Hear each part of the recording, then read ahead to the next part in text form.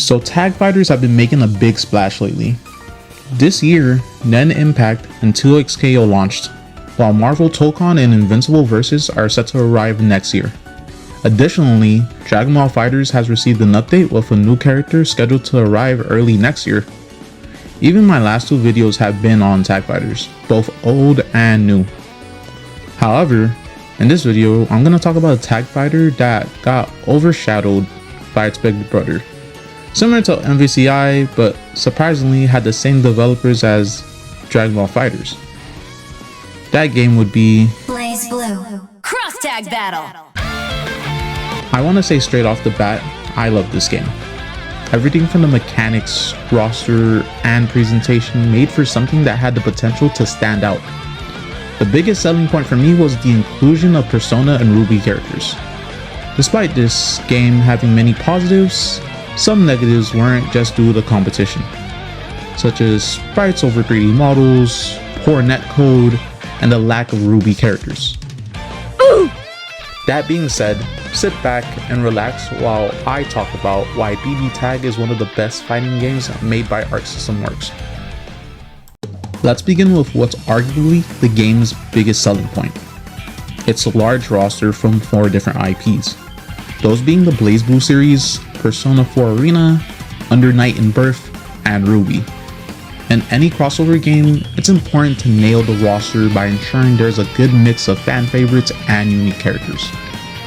Now with Arc System Works being the developer, it was natural to see more characters coming from Blaze Blue than the other franchises due to them owning the IP.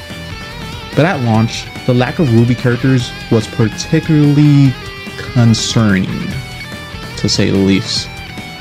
2 characters, like, come on guys. The reason for this are that the Ruby characters were completely new assets made from scratch. And the other characters that are in the game, even most of the DLC, are all previous assets. But for Team Ruby, they had to make new sprites from scratch because they didn't have any game to pull them from. Budget and licensing likely factored into this as well. Making new assets is expensive and takes time, which is probably why originally Yang and Blake were supposed to be paid DLC. Since they received backlash for this, they ended up making them free DLC shortly after launch. In general, DLC received backlash from fans due to most of them being reused assets and developers utilizing them to sell content that sometimes was ready at launch. Street Fighter Cross Tekken being a prime example. Now, DLC content is controversial, especially back then in fighting games when developers were still learning how to implement it. And I can make a whole video on the pros and cons of that topic on its own merit. Regardless, when done properly, DLC can add life to a game. I believe that BBTAG benefited from it. They were even able to add other franchises like Akatsuki Blitzkampf, Arcana Heart, and Senran Kagura.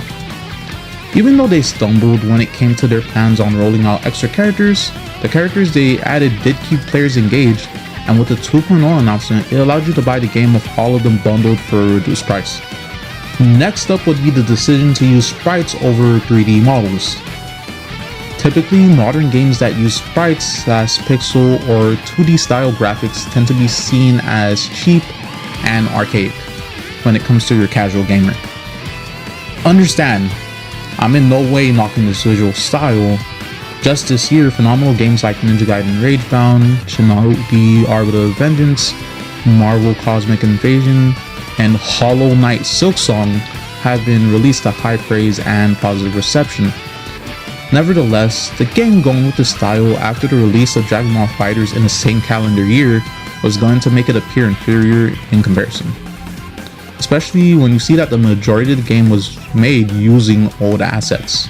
Again, not to say BBTAG in itself looks bad, but we can't deny that next to Dragon Ball FighterZ, it would have never really draw comparisons, on top of the fact that it was widely considered that Dragon Ball FighterZ was one of the best looking games released during the generation as a whole.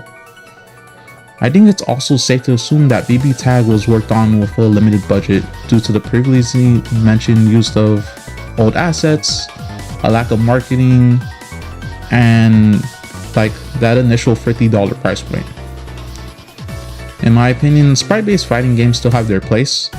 Melty Blood Type Lumina, Under Night in Birth 2, and Pocket Bravery have been released to positive reactions from critics and fans since BBTAG, showing that there's definitely an audience for these games that go with this particular style. BBTAG is littered with mechanics that center around its tag system. There's what you would normally expect, being things like assists, EX moves, DHCs, and a comeback mechanic that powers up your last character. Moreover, there are some more unique mechanics like active tag, which allow you to switch characters at any time, mid-combo or neutral. Crossburst functions as a combo breaker, calling in your partner to push your opponent off you. And cross raid is an attack that calls in your partner, and if timed correctly, you gain temporary passive buffs such as increased meter build and recovering red health. And there's Astral, a unique super attack that can only be performed in Resonance Blaze after gaining 4 diamonds that allows you to insta-kill your opponent when they're on their last character. BBTAG is filled with mechanics that allow for experimentation, primarily when it comes to team building. On the other hand, veteran players from Under Night in Birth and BlazBlue felt that the game didn't have the same level of depth as their original counterparts, and that the roster was simplified. To be fair, they do have a point. In tag fighters, generally, characters need to be simplified since there's way more going on, and the game moves at a faster pace. Not to mention the need to learn another character who you have to understand how to create proper team compatibility and synergy. Also, compared to those games, the depth comes more from the core mechanics than the characters themselves. At the same time, I don't think this is particularly a bad thing because BBTAG was aimed more at a casual audience than a hardcore one. This is evident in aspects like simplified inputs, the 4-button control scheme, and multiple campaigns for the story. Regardless of the reduced complexity, BBTAG does contain strong mechanical depth that does a good job keeping its player engaged while allowing for creativity. On to the netcode. Probably the worst aspect of BBTAG, that being the quality of its online play. If you're familiar with Arc System Works, they use a lobby system where you can control an avatar to interact with other players in the lobby. So not much to say there in terms of function, especially if you saw my previous video on Marvel Tokon or you played Dragon Ball Fighters. In contrast to Marvel Tokon, BBTAG released with delay-based netcode powering its online. To say that the netcode was bad would almost be an understatement.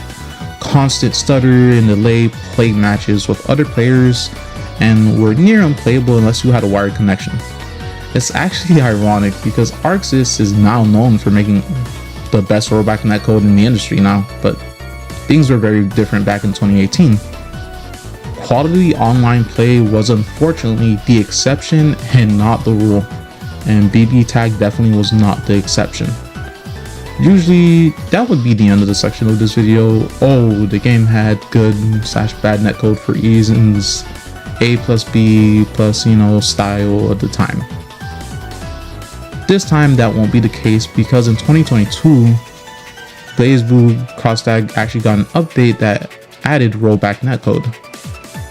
I mentioned before in the MVCI video that rollback netcode didn't really become the standard until the pandemic hit, and with the lack of in-person events and tournaments, developers really had to start addressing the FGC's complaints when it came to subpar online play. Developers not only ensured that newer titles would release with rollback netcode, but some of them were adding it to older titles as well. Samurai Showdown, Guilty Gear Accent Core, Capcom's Fighting Collections, and Dragon Ball Fighters all got updates or re-releases with this feature included. When it comes to BBTAG's netcode now, it's not on the same level of Guilty Gear Strives, but it's still solid for the most part. Delay is consistent and there's the occasional stutter depending on your connection, yet still it's a massive improvement compared to what was offered at launch. Aside from the update that added rollback netcode in 2022, the game received its last round of content officially in November 2019. That update added 9 characters, 4 of which were newly added IPs to the game, along with additional color palettes. After that, there was no new news from the devs about releasing more content. ArcSys definitely had a few irons in the oven at that time with Dragon Ball Fighters, Kill la Kill, Guilty Gear Strive, and DNF Duel. So it was inevitable that some projects were going to receive less support than others, and unfortunately, with the difference in sales compared to DBFZ, this made BBTAG one of those titles. But the fans are trying to rectify that.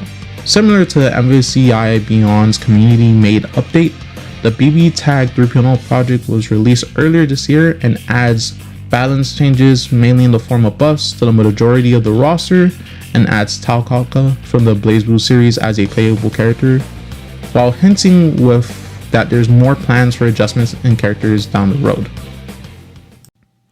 To close things out, BBTAG is awesome and genuinely one of my favorite fighting games of all time.